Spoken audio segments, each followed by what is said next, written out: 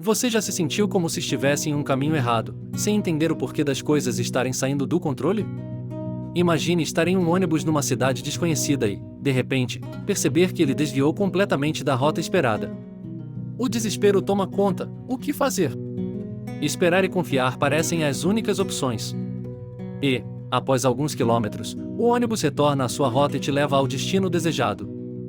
Essa situação é uma metáfora perfeita para o que Paulo nos ensina em 1 Coríntios 10, do 6 ao 13. Diz assim a Bíblia: "E essas coisas ocorreram como exemplos para nós, para que não cobicemos coisas mais, como eles fizeram. Não sejam idólatras, como alguns deles foram, conforme está escrito: o povo se assentou para comer e beber, e levantou-se para se entregar à farra. Não pratiquemos imoralidade, como alguns deles fizeram e num só dia morreram 23.000. Não devemos pôr o Senhor à prova, como alguns deles fizeram e foram mortos por serpentes. E não se queixem, como alguns deles se queixaram e foram mortos pelo anjo destruidor. Essas coisas aconteceram a eles como exemplos e foram escritas como advertência para nós, sobre quem tem chegado o fim dos tempos. Assim, aquele que julga estar firme, cuide-se para que não caia.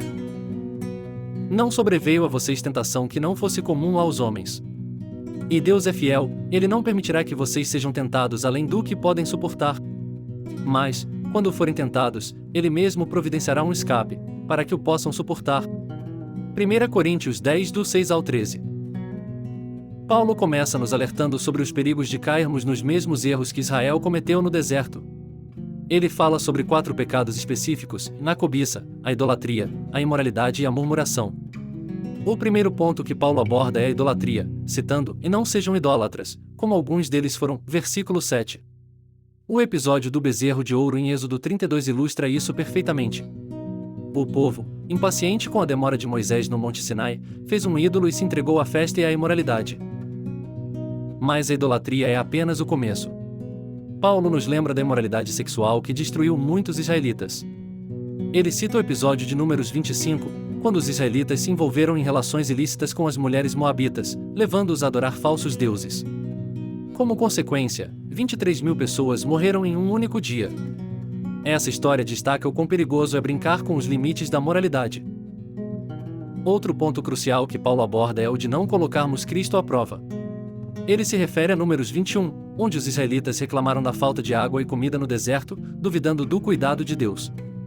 Como resultado, serpentes venenosas foram enviadas e muitos morreram.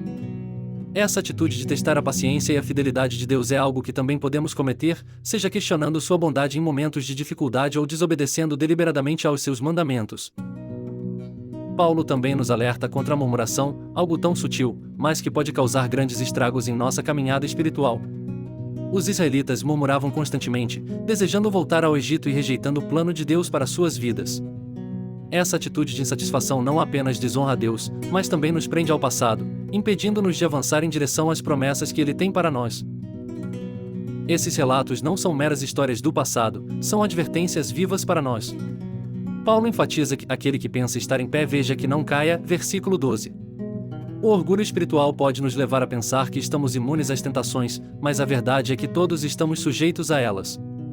Vivemos em um mundo onde a antiga era, marcada pelo pecado e pela separação de Deus, colide com a nova era inaugurada por Cristo.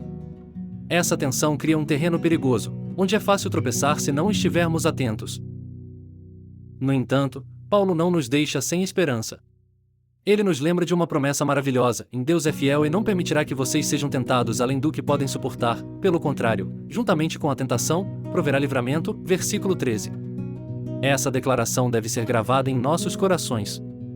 Não importa o quão difícil seja a provação, Deus está conosco e nos dá força para resistir. Ele sempre abre uma porta de escape, mas cabe a nós escolhermos essa saída. Pense em sua própria vida. Quais são as tentações que você enfrenta? Quais são as coisas que tentam desviar você do caminho de Deus? Talvez sejam velhos hábitos, amizades tóxicas ou até mesmo a pressão de um mundo que celebra tudo que é contrário à vontade divina. Assim como o ônibus que parecia estar fora de rota, precisamos confiar que Deus nos trará de volta ao caminho certo, desde que coloquemos nossa confiança nele e sejamos obedientes à sua palavra. O convite de Paulo é claro: aprendamos com os erros de Israel e vivamos como povo redimido, firmes na fé e no propósito que Deus tem para nós. Lembre-se, as tentações são comuns a todos, mas o nosso Deus é fiel e poderoso para nos sustentar. Ele nos dá a força necessária para resistir e vencer. A pergunta é: você está disposto a confiar nele e aproveitar o escape que ele oferece?